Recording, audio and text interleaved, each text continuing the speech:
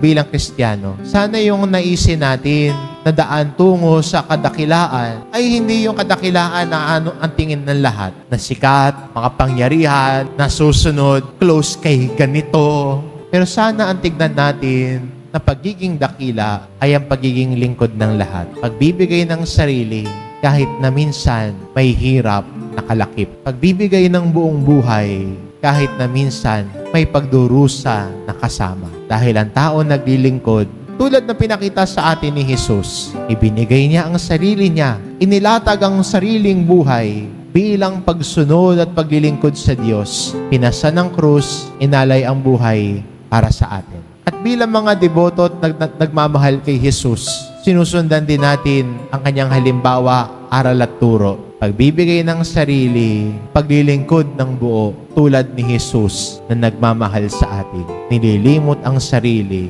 nagiging lingkod ng lahat. Yun ang pinakadakila sa kaharian ng Diyos. Amen.